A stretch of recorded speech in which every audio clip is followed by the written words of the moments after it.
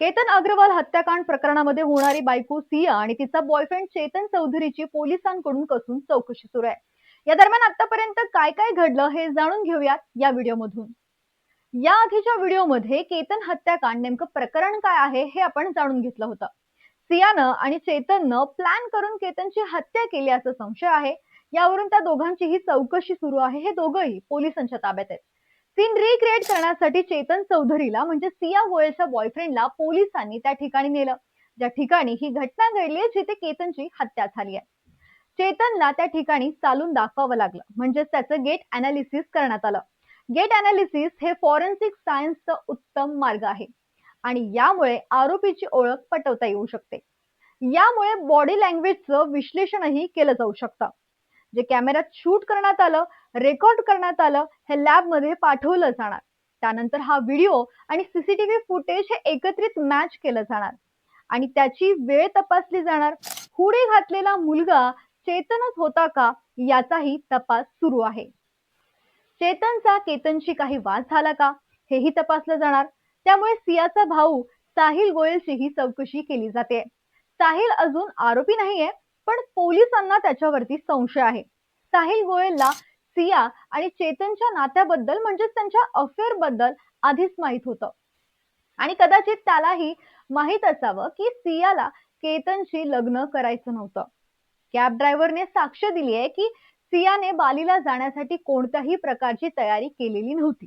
तेव्हा साहिलने तिला pre wedding ट्रिपसाठी जबरदस्ती गाडीत बसवलं होतं.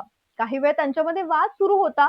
त्यानंतर केतनचा मला फोन आला, पासपोर्ट गाडीत राहिला आहे का हे विचारण्यासाठी, असा जबाब कॅब ड्रायव्हरने दिलाय.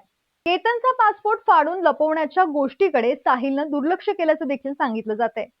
पोलीस आता साहिलचा जबाब या घटनांसोबत जोडून बघण्याचा प्रयत्न करते. सिया अजून पोलिसांच्या ताब्यात आहे. तर इकडे सियाचे वडील आणि भाऊनं पुन्हा एकदा काम सुरू केलंय. त्यांचं दुकान त्यांनी पुन्हा एकदा सुरू केलंय. सध्या सोशल मीडियावरती सियाचे व्हिडिओ व्हायरल होत आहेत. यामध्ये डीजेचा आवाज खूप जास्त आहे, त्यामुळे ती नेमकं काय बोलते हे स्पष्ट ऐकू येत नाहीये. 23 मेला सिया आणि चेतन एका कॅफेमध्ये भेटले होते, हाही व्हिडिओ व्हायरल होते. तर इकडे केतनचा देखील व्हिडिओ व्हायरल होते. ही पार्टी नाशिकमध्ये झाली होती. या पार्टीमध्ये गायक रितू शर्मा ही देखील उपस्थित होती. तिनं हा व्हिडिओ शेअर केलाय. यामध्ये केतनचं कुटुंब आणि सियाचं कुटुंब दोघंही दिसतायत. तर दुसरीकडे केतन हत्याकांडानंतर लोहगड किल्ला संपूर्ण जगामध्ये प्रसिद्ध झालाय. खर तर हा फार प्राचीन आणि प्रसिद्ध किल्ला आहे, पण पर्यटक याआधी इथलं निसर्ग, इथला इतिहास जाणून घेण्यासाठी गर्दी करत होते. पण आता हे कारण बदललंय. लोहगडावर आता डार्क टुरिझम सुरू झालंय. डार्क टुरिझम म्हणजे अशी जागा जिथे मृत्यू, युद्ध किंवा इतर गुन्हे घडले असतील. लोक अशा ठिकाणी जाणं पसंत करतात जी रहस्यमय किंवा इंटरेस्टिंग असतात, किंवा जे या ठिकाणी मारले गेलेत त्यांना श्रद्धांजली वाहण्यासाठी देखील लोक इथे जात असतात. लोकांना हेच जाणून घ्यायचंय की अशी कोणती जागा आहे जिथे 20 वर्षांच्या मुलीनं आपल्या होणाऱ्या नवऱ्याला संपवलं. जेव्हापासून लोहगडावरती केतन अग्रवालची हत्या झाली आहे तेव्हापासून इथलं पर्यटन 25% वाढलंय.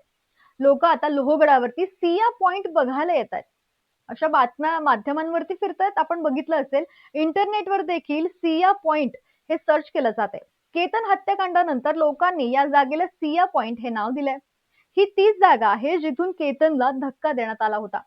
लोहगडावरती महादरवाजा, गणेश दरवाजा, हनुमान दरवाजा, नारायण दरवाजा हे सगळं पाहण्यासारखं असताना लोकांना सिया पॉइंटच बघायचंय. एका ऐतिहासिक किल्ल्याला एखाद्या आरोपीचं नाव दिलं जाते, ही खरं तर दुर्दैवी गोष्ट आहे. खरं तर पावसाळ्यामध्ये या ठिकाणी पर्यटक गर्दी करत असतात, पण इतकी गर्दी होत असल्यानं पोलिसांनी ती जागा सीज केली आहे. कारण त्यांना इन्व्हेस्टिगेशन करण्यास कोणत्याही प्रकारच्या अडचणी येऊ नये म्हणून. बाकी तुम्हाला यावर काय वाटतं हे आम्हाला कमेंट करून नक्की सांगा. व्हिडिओला लाईक करा, शेअर करा आणि जर तुम्ही या चॅनलवर नवीन असाल तर चॅनलला सबस्क्राईब करायला विसरू नका. धन्यवाद.